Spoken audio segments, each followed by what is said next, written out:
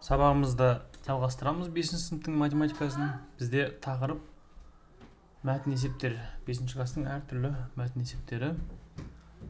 Екінші сабақ. Жол жиегінде бір-бірінен 60 метр қашықтықта бағандар қағылған. Осы бағандарды ауыстыру керек. Басқа бағандармен ара қашықтығын 10 метрге кемітіп дейді. Есеп берілген оқыған болсаңыздар, бізде бір жол бар, мынандай жол салайық. Жол бар деп. Осы жолдың жиегінде, жолдың бойында бағандар, яғни столбы орнатылған 1, 2, 3, 4 деген сияқты кете береді. Енді осылардың бәрін алып тастау керек та. Оның орнына басқа баған қою керек. Мен жарайды көк түспен бояйын, алмай тұрайын бақа. Басқа баған қойдық, мынаның орнына жаңасын қойдық. Енді келесісін 60 метр емес, ара қашықтығын 10 метрге кем қылып, яғни 50 метр қылып орналастырамыз екіншісін. Үшіншісін тағы да 50 метр болады. Солай кете береді. Мынау бұрынғыларды өшіреміз деген сөз. Енді бірінші бағаннан неше метр қашықтықта алғашқы баған орнына жаңа баған түседі дейді. Жаңа қара түспенмен баған саған едім ғой столбы. Соның орнына түсіп қалу керек. Пока орнына түсіп жатқан жоқ. Оны суретін салып отпаймыз. Енді біз шығарамыз, мысалға біріншісі 60 метрден кейін еді. 60 метрден кейін екінші баған болды. Тағы да 120 метрден кейін үшінші баған болады. Тағы да 60 қосатын болсақ, 180 метрден кейін төртінші баған болады деген сияқты кете береді. Бұл ескі бағанымыз. Ескі де біраз қойыншы. Ал жаңа бағандар, олар 50 метрден болады. 50 біріншісі, екіншісі 100 метрден кейін болады. Үшіншісі 150 метрден кейін болады деген сияқты. Осы екеуін жалғастыра беретін болсақ, қазір екеуіне ортақ бір санды табамыз. 180-ге 60-ты қоссақ 240 болады. Оған 60-ты қоссақ 300 болады. Оған 60-ты қоссақ 360 болады. 360 болады. Оған 60 қоссақ деген сияқты кете береді. Тек біреуін ғана емес, екіншісінде шарп қояйық. 150, оған 50-ді қоссақ 200, оған 50-ді қоссақ 250, оған 50-ді қоссақ 300. Міне, біз таптық екеуіне ортақ бір жауап. 300 метр. 300 метрден кейін бізде ескіде де бір баған бар, жаңада да баған бар. Яғни осы жерде 300 метрден кейін жаңа баған ескі бағанның орнына түседі. Жауабын таптық. Жауабы 300 болды. Бұл деген сөз біз ең кіші ортақ еселігін таптық деген сөз. 60 пен нештің? 50-дің. Ол 300 болды. Немесе ортақ бөлімін. Ортақ бөлім деген өтеміз ғой, біз бөлшектеу. 60 пен 50-дің ортақ бөлімі қанша болады? 300 болады. Сондай логикалық жолмен тез шығаруға болады. Осындай есеп енді өз беттеріңмен шығаратын. Осындай есеп бізде мына жерде 28, 29, 30, 31 бар. Осы есептерді шығарғаннан кейін ғана видеоны көруді жалғастырасыздар, әдеттегідей. Келесі есеп 1, 3, 5, 7 цифрларын пайдаланып, әр қайсысынан бір рет қана пайдаланып, екі таңбалы сандарды жазыңдар дейді. Мысалы 11 деп мен жаза алмаймын. Өйткені ол 1 деген цифрды екі рет қайталауға болмайды. Мен 13 деп жаза аламын. Мен 15 деп жаза аламын. Мен 17 деп жаза аламын. Так, 1-ден бастадық, енді 3-ден бастайық. 3-ден бастайтын болсақ 31 деп жаза аламын. 35 деп жаза аламын. Және 37 деп жаза аламын. Енді 5-ден бастайтын болсақ 51, 53 және 57. Енді 7-тен бастаймын. 71, 73, 75 және 70. Болды. Болды, бізде барлығы сонда санайтын болсақ 12 екен. Олардың қайсысы жай сан дейді. Жай сан дегеніміз біздің тек бірге немесе өзіне ғана бөлінетіні. Жай сандарды мен қоршап қояйын. Ол 13, ол 17, ол 31, ол 37, ол 53 сосын. Ол 71, ол 73. Міне осылардың бәрі жай сан, қалғандары құрама сан. Құрама сан дегеніміз білесіңдер, өзінен басқа бірден басқа бөлікші бар. Мысалы 15-ті біз 5-ке бөлсек болады, 3-ке бөлсек болады, 35-ті 5-ке 7-ге бөлсек болады, 51-ді 3-ке бөлсек болады, 19-ға бөлсек болады, 57-ді 3-ке бөлсек болады. 51-ді 19-ға емес 17-ге бөлсек болады, 3-ке бөлсек болады, 51-ді 3-ке бөлсек болады, 19-ға бөлсек болады. 75-ті көп еді, 5-ке, 3-ке, 25-ке, 15-ке деген сияқты. Осы сияқты есеп, сендер шығаратын есеп бізде бар. Ол мынандай есеп. 32-ден бастап 35-ке дейінгі есептер 4 есеп. Осы 4-еуін шығарып болғаннан кейін ғана видеоны көруді жалғастырамыз әдеттегідей. Келесі есеп. Гүл сатушы 68 гүл әкелді дейді. Ол кейбіреулерінде 5 гүлден және кейбіреулерінде 3 гүлден дейді. Барлығы 18 гүл шоғын даярлады. Гүл шоғы деген сөз көбісі орысшасын түсіну мүмкін, букет деген. Мынандай букет болатын болса, осы букеттің ішінде бізде 5 гүл болуы мүмкін. 1 гүл, 2 гүл, 3 гүл, 4 гүл және 5 гүл деген сияқты. Осындай букет болуы мүмкін. Немесе ішінде 4 гүлі ғана бар жаңағы букет болуы мүмкін. Ол бізде уже басқа букет болды. Осындай 4 гүлі бар ғана букет болуы мүмкін. Осындай букеттің 2 түрлі бар. Бірақ мынадан қанша екені белгісіз. Есепін белгіген жақсылап оқыңдар. Соны сұрап жатыр. Есепін белгінде не сұраған бізде? Әр қайсысы 3 гүлден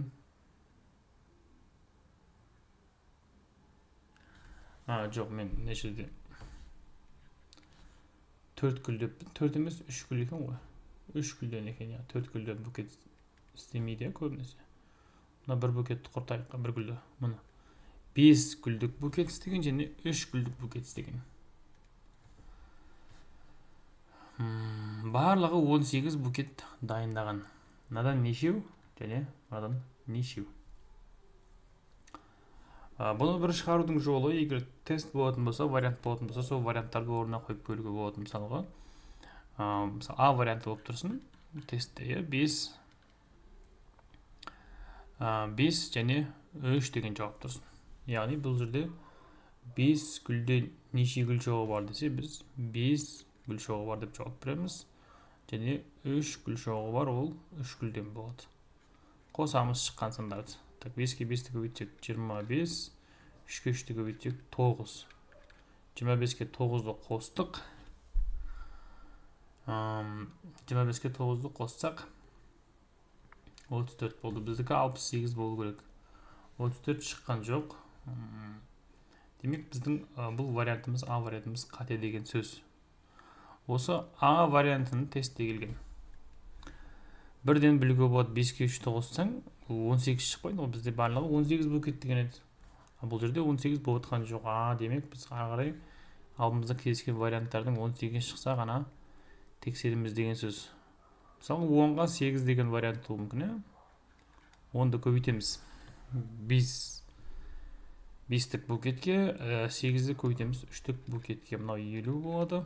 10-ды 5-ке көбейтсек, 8-дегі үшін 24 болады.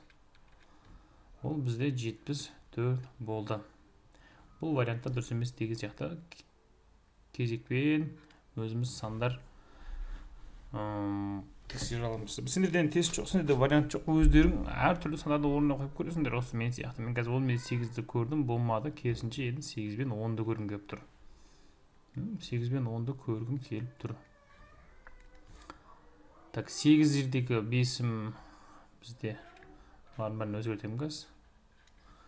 8 жердегі бесім бізде қанша? 8 жердегі бесім 40, 10 жердегі 3-ім 30 тең қанша болды? 70 болды. Бұл да болмай қалды. Келесі D варианты, например, 7-ге 11 болсын. Енді осыны тексереміз. 7 көбейту 5 и 11 көбейту 3. 7-де 5-ім 35. 11-ді 3-ке көбейтсек қанша болады? 11-ді 3-ке көбейтетін болсақ 33 болады. 33 болады. Сонда барлығын қоссақ 68 күл шықты демек, о деп қуанып D вариантын белгілейміз. Сенде вариант жоқ, осылай әртүрлі сандарды орнына қойып тексеріп көресіңдер. Бұл әрине бір әдісі шығарудың, неше түрлі әдісі бар. Тек осы бір ғана әдісімен емес, басқа әдісті де көруге мүмкін. Бұл әдісім сендерге ұнамай қалар. Біреуге ұнауы мүмкін. Так, 5 күлден деген букетті біз X дейікші. X. Бұл бағана 7 шықты, қазір ғана 7 шықты. Соны біз бақа білмейміз деп басына шығарайық. Енді 3 күлден тұратын букеттерді Y дейік. Y. X-ке қосамыз Y-ті. Тең қанша болды? Бізде 18 болды. 18 болды. Мен бағана варианттар тексерген кезде осы X-ті 5-ке көбейттім. Y-ті мен нешке көбейттім? 3-ке көбейттім.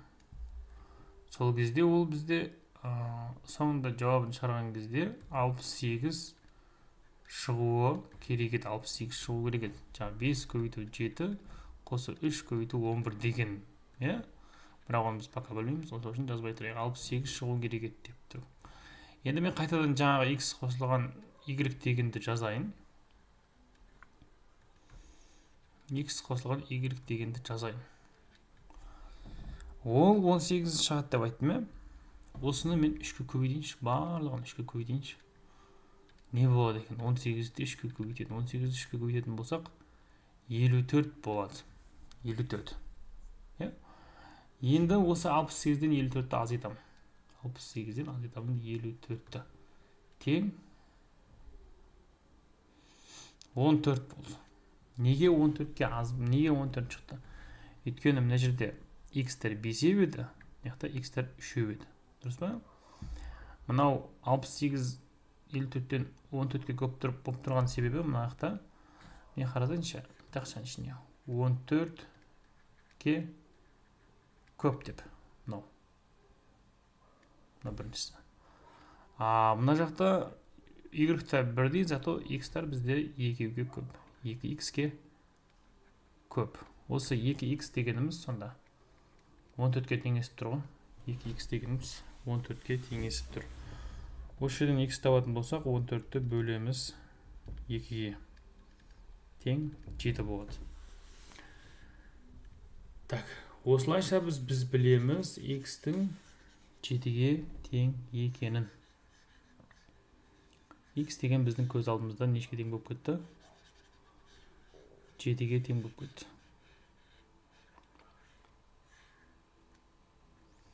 Так, X қосу Y тең 18 деп жазғаннан басында, мына X-ті өшірем да, оның орнына мен 7-ні жазам. Енді 7 қосу Y тең 18 болып тұр. Әрине бұл жерден Y тең 11 шығатын түсінікті. 18-ден 7-ні алып тастадық. Сонымен 5 күлден тұратын букеттер бізде 7 екен. Ал 3 күлден тұратын букеттер бізде 11 екен.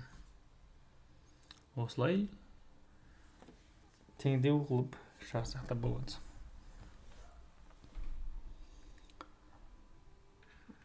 Енді сендерге есеп. Гүл сатушы деген бізде 3 ақ есеп бар екен. Осы үшеуін шығарасыңдар. Қалаған әдістеріңмен 2 түрлі әдіс көрсеттім. Содан кейін ғана есепті ары қарай жалғастырып өтесіңдер, есепті шығарды.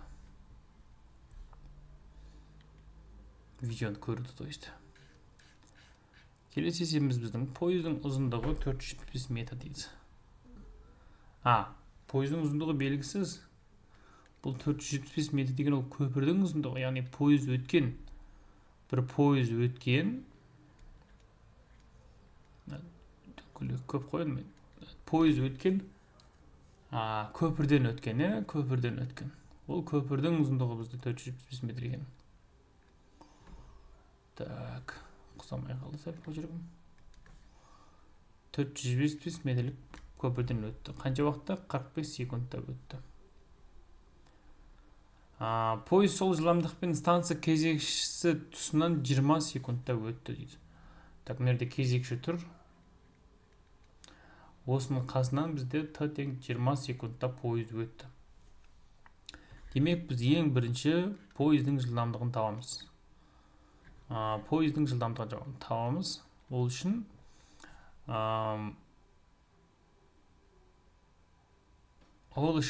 пойыздың ұзындығы бізде белгісіз, S болсын. Пойыздың ұзындығын адамның қасынан өткен үшін біз уақытқа бөлеміз. Уақыт бізде 20 секунд. 20 секунд. Екінші. Мынау пойыздың көпірден өткен кездегі жағдайды қарастырайық. Бұл көпірден өту үшін қанша жол жүреді?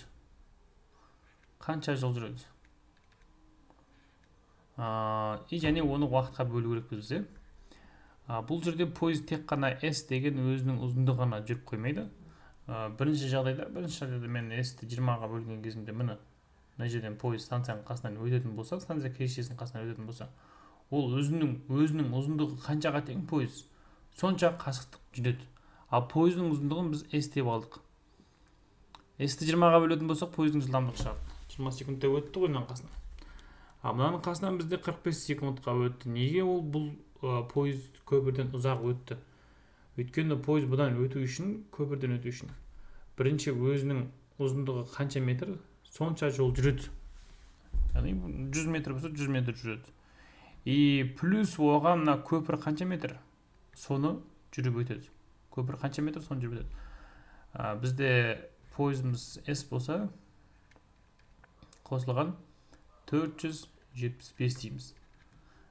Яғни тының орнына біз 45-ті қоямыз деген сөз. 45-ті қоямыз деген сөз.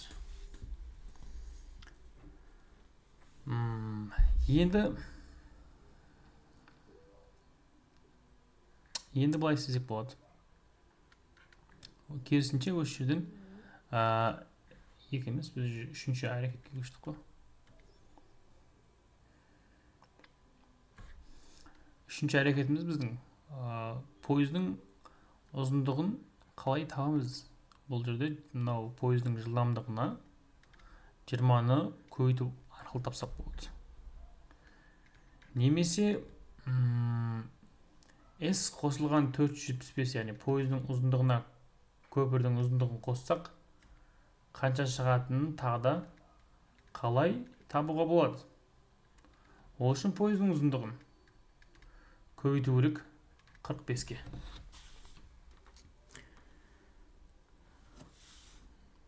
Бесінші әрекетіміз біздің осы жерден S-ті табайық. S-ті табу үшін біз пойыздың ұзындығын. Пойыздың жылдамдығын жаңа 45-ке көбейттік қой. Содан 475-ті не істесек болады? Азайтсақ болады. Енді екі жақтағы нені көріп тұрмыз? S-ті көріп тұрмыз. екеуі де пойыздың ұзындығын беретін өрнек. Осы өрнекті пайдаланып, осы екеуін бір-біріне теңестіріп, теңдеуді шығарып тастауға болады. Так, жоғарыға жазайын. Мынау в поезд көбейтілген 45 минус 475 деген жазайыншы бірінші. Тең, мына в поезд көбейтілген 40 дегенді екінші жазайын. Негізі мына в поезд дегенді көріп біреу шатасуы мүмкін. Давай оны біз x дегенге ауыстырайық. X дегенге ауыстырайық.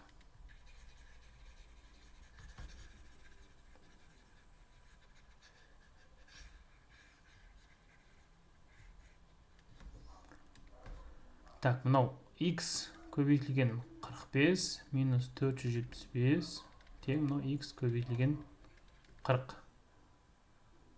Жоқ, 40 емес, 20 екен ғой. 40-ты қайдан алдым мен? 20.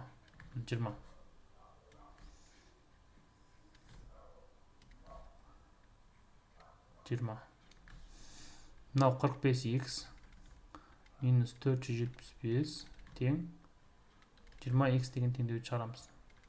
45x, 20x сол жаққа минус 20x бе бөтеді. 475 оң жаққа 475 бе бөтеді. 45-тен 20-ны айтсақ 25x тең 475 болады. Енді осы жерден 475-ті 25-ке бөлетін болсақ, x-іміз шығады. X деген бізде қайталап айтамын. Пойыздың жылдамдығы 19 екен. Пойыздың жылдамдығы 19 км сағат деген сөз. Пойыздың жылдамдығын таптық. Енді ұзындығын табу керек. Мен пойыздың жылдамдығын қалай тапқанымызды тағы бір көрсетіп жүрейін. Тез-тез теңдеу құрып шығарамыз. Бірінші, пойыздың ұзындығын табу үшін біз 20 дейміз да, оның жылдамдығын x деп өрнектейікші, 20-ны x-қа көбейтеміз. Мына жерде 45-ті x-қа көбейтеміз. Көпірден өткен кезде. Бірақ 45-ті x-қа көбейткен кезде ол көп сан шығып кетеді. X-іміз қазір таптық қой 19 деп. 19 45-ті көбейтсек көп сан шығып кетеді. Сол үшін мен 45x-тен 475-ті азайтып тастау керекпін да. Сол кезде мына 20x-ке оның не істей аламын? Теңестіре аламын. Мына 20x-іміз сол жаққа минус 20x өтеді, 475-ті оң жаққа өткіземіз. Ода x жоқ. Сол кезде мынау 25x тең 475. 475-ті 25-ке бөлеміз, 19 шығады. Бұлайша айтқанда 45-тен азайттық 20-ны, 25 шықты, 475-ке бөлдік 25-ті, 19 шықты. Бұл пойыздың жылдамдығы. Пойыздың жылдамдығын табысың, пойыздың ұзындығын табу керек. Егер оның жылдамдығы 19 болатын болса, соны біз мынау жаңағы кезекшінің қасынан 20 секундта өтті ғой. Сол уақытқа көбейтеміз. Төбесіне жазып қойыңызшы. S тең VT деген формула. 19 20-ға көбейтетін болсақ 380 метр. 380 метр. Тағы бір жолын көрсете салайын. Егер бізде тестте вариант тұр. Мысалға варианты, В варианты 300. Так, қанша деп тұр? 380 метр өтір 19 метр секунд деген вариант тұрсын. Осы вариант бүкіл нұсқаларды тексеріп, соның біреуін дұрыс қылып табу керек біз ғой. Осы В вариантын тексеріп қалай дұрыс шығаруға болады. Ол үшін 475-ке қосамыз 380-ді. И шыққан санды біз бөлеміз. Мен қазір жылдамдықты табайындаватырмын. Екеуін қосып бөлеміз 45-ке. Сол кезде жауабы 19 шығу керек. Немесе 380-нің өзін 20-ға бөлеміз. Сол кезде де 19 шығу керек. Біреу 19 шығып қалып, біреу 15 шығып қалса, жаңағы вариантты тексерген кезде Бұл дұрыс емес деген сөз. Бұл тексеріп баққан вариантымыз біздің дұрыс емес деген сөз. Осылай 3 жол көрсеттім ба, 2 жол көрсеттім ба, неше көрсеттіміз. Осы көрсеткен мысалдағыдай шығара мысалдағы алдымызда тұрған 39-дан 42-ге дейінгі 4 есепті.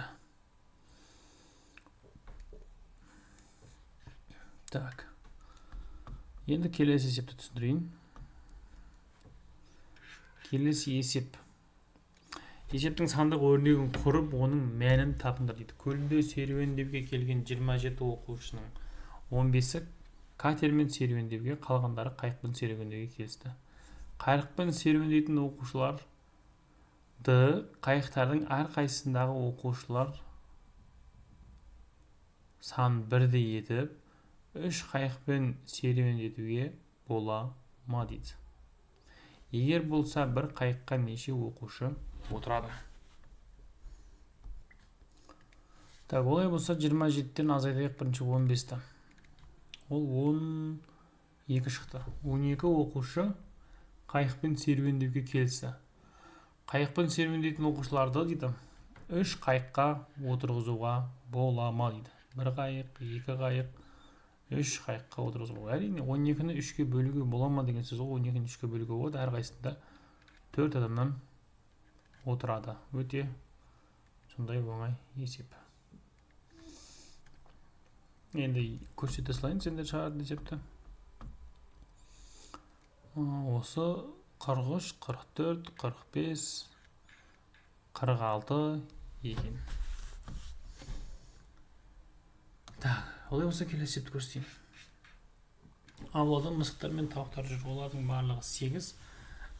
Мысықтың әрбір аяғында 5 тырнақ, ал тауықтың әрбір аяғында 4 тырнақ бар. Ауладағы барлық мысықтар мен тауықтарда 100 тырнақ бар.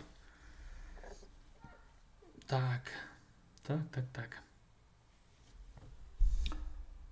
Мысық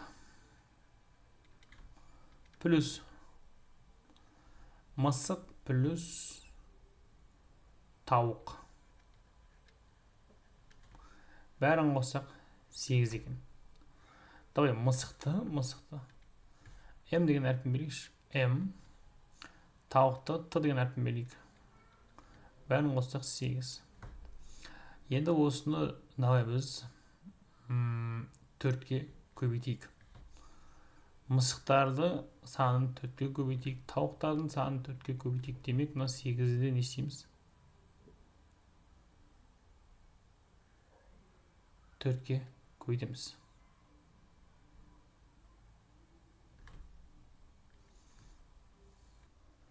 Сол кезде 8-де 4-ке көбейту керек болады. Сонда мынау қанша болады? 32 болады.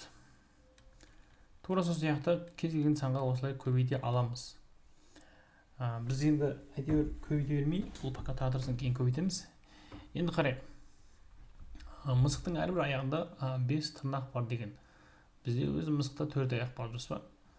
4-ке 5-ті көбейтсек 20 тырнақ болып тұр. Сонда біз мысықтың тырнақтарын санын табу үшін оны 20-ға көбейту керекпіз. Ал тауықта бізде 2 аяқ бар. Ол әрбір аяғында 4 тырнақ болатын болса, 4 жердегі 2-ні 8-ге көбейту керекпіз біз тауықтарды. Сол кезде бүкіл тырнақты қанша екенін табамыз. Бүкіл тырнақтың қанша екенін табамыз. Ол бүкіл тырнақ бізде 100 болып тұр ғой. Ол берілген есептің берілгенде. Енді жаңа мен 4-ке көбейтеміз деп көрсеткенім, енді 4-ке емес, біз 4-ке емес 8-ге көбейтеді екенбіз. 8-ге неге екенін қазір көресіңдер. 8-ге көбейтсек не болады? Астырыздан 8 мысық болады, мынау көбейтілген, қосылған 8 көбейтілген тауық болады, тең 64 болады. Енді мынау 64-іміз біздің 100-ге қарағанда 36-ға кем. 36-ға кем. Мына жер кем. Неге кем? Өйткені мынау олардың өрнектері тең емес. Тауықтар тең ғой, бірақ мысықтар тең емес. Мысықтар кем болып тұр. Қаншаға кем болып тұр? Мына жаққа жазайын. Бұрын жоғарыдағы есеп жақты. 12 мысығымыз біздің не болып тұр? Мына жерде кем болып тұр. Демек, осы 12 мысығымыз ол 36-ға тең деген сөз. 12 мысық тең 36-ға деген сөз. Мысық табу үшін 36-ны 12-ге не істейміз? бөлеміз. Мысықтар бізде 3 екен. Мына жерде бағана не тұреді? М қосылған Т, яғни мысық қосылған тауық тең 8 еді. Мысыққа тауықты қоссақ 8 шығып тұр. Мысық 3 шығып тұр. Демек, тауық 5 шығуы керек. Тура жағада егер бір вариант тұратын болса, тексеретін болсақ, біз не істейміз? Бірінші 5 пен 3 деген вариант кездесті ме, оны қосып көреміз. Бізде керісінше болды ғой. 5 пен 3 емес, 3 пен 5 болды. Дұрыс жауабымыз. 3 мысық қосылған 5 тауығымыз 8 шығып тұр ма, соны бірінші көріп ал. Алдында келген тестте. Одан кейін барып сен 3-ті көбейтеміз 20-ға. Неге? Өйткені ода 5 тырнақ бар мысықта, ол мысықтың 4 аяғы бар, 4 жүлегесін, 20-ға көбейте керек. Ал тауықтыкін біз 8-ге көбейте керек екен. Әрбір аяғында 4 тырнақ бар. Әрбір аяғында 4 тырнақ бар, оның 2 аяғы бар деген сөз. Тауыққа ұқсамай қалды бірақ, енді 3-дегі 20 60, 8-дегі 5 40 тең 100 деп біз алдымызға келген тесттің вариантымен шығарсақ та болады екен. Немесе ешқандай тестсіз, ешқандай теңдеусіз, просто өзің сандарды алып тексеріп көр. 100 шықса және 8 шықса, сен ойлаған саның дұрыс деген сөз. Мысалы, мен осындай есеп келетін болса, 3 пен 5 шығар деп тексеріп көру мүмкін. Өйткені көп емес қой. Бірінші 1 мен 7-ні көресің, болмайды. 2 мен 6-ны көресің, болмайды. 3 пен 5-ті көресің, ол дұрыс шыға салады. Міне деген сияқты. Бұл да бір дұрыс әдіс есепті шығардым.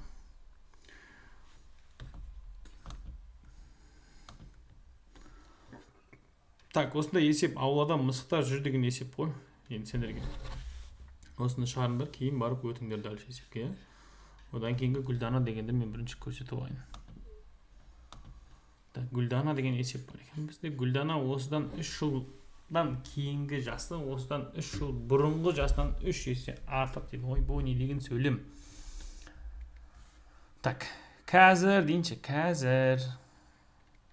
қазір Гүлдананың жасы неште? Білмейміз.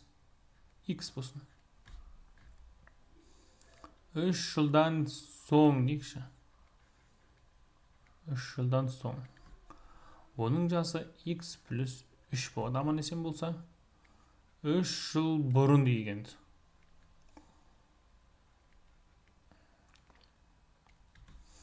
3 жыл бұрын оның жасы X минус 3-те болатын. Мынау екеуі тең ба? Тең болуы мүмкін емес. Бірақ 3 есе артық екені айтылған. Мынау бізде 3 есе артық. Екеуін X минус 3, X плюс 3 тең деп жазып қойсақ, өте әділетсіз болады, дұрыс емес болады. Есеп қате болады болатын болса. Мынау кем болып тұрғанда біз 3-ке көбейту керекпіз. Өйткені 3 есе артық деген ғой. Сол үшін мен 3-ке көбейттім. Сендерде ол 4 есе болуы мүмкін, 2 есе болуы мүмкін, есеп белгілене байланысты. Осы сендерді шығарамыз болды. Ода қазіргі жасы шығады. 3x минус 3-ке 3-ті көбейтетін болсақ, 9 болады екен. Осы жерді көбісі қателесіп қалуы мүмкін. 3-ке x-ті көбейтеді, бірақ 3-ке 3-ті көбейтпей қалуы мүмкін. X қосылған 3. X-тарды бір жаққа жинаймыз. Мынау x мына жаққа минус болып өтеді. Сол жаққа міне x. Ал 9 керісінше ар жаққа өтіп кетеді. Оң жаққа, то есть, ар жаққа деп. 3x-тан x айтатын болсақ 2x, 9-ға 3 тоғызатын болсақ 12. X-тен 12-ні 2-ге бөлетін болсақ 6. Демек, қазір 6-да Гүлдана. 3 жыл алдын 3-те болған. 3 жылдан кейін ол 9-да болады. Нешесі үлкен? 3 есе үлкен болып тұр қазір. Қазір емес, то есть 3 жылдан кейін үлкен болады. Есептің бәрі дұрыс. Демек, есептің жауабы 6 жас деген сөз. 6 жас деген сөз. Тайда қысқаша не істедік? Не істедік?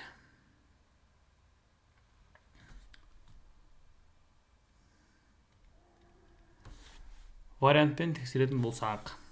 мысалы 5 жыл деген вариант тұратын болса, 3 жыл алдын ол 2-де болған ғой, дұрыс па? 3 жыл алдын. 3 жылдан кейін ол 8-де болған. 3 есе үлкен болды ма? Болған жоқ. Дұрыс емес вариант.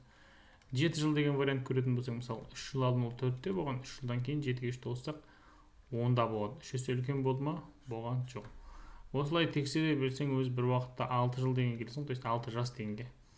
6 жас қайда? Жыл ма? Жылдың бәрін өшірейікші. Жас ма? 6 жас деген вариантты көретін болсаң, 3 жыл алдын ол 3 жаста болған. 3 жылдан кейін ол 9 жасқа келеді. Екеуінің айырмашылығы неше жас? Неше есе? 3 есе болып тұр. Осылай тест түріндегі есептерді оңай шығаруға болады. Гүлдана деген бізде 51-ден 54-ге шейінгі 4 есепті өздерің шығарасыңдар. Одан кейін ғана видеоны көруді жалғастырасыңдар.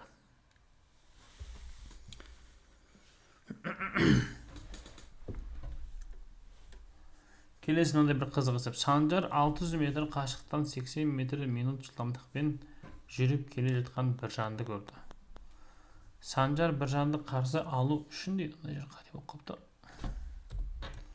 Үлкен әріппен жазайық. Бір жанды қарсы алу үшін оған қарай 120 метр минут жылдамдықпен жүгірді дейді. Так. Мынау сонда бір жан ба 120 мен кетіп бара жатқан? Мынау санжар болып тұр. 80 мен кетіп бара жатқан. Сол кезде санжардың иті санжардан бір жанға қарай дейді. Может, керісінше ме айтады, ит жүр ғой дейді. Ит мияқтан шығып бастаған шығар, может. Бір жанға қарай, бір жардан санжарға қарай.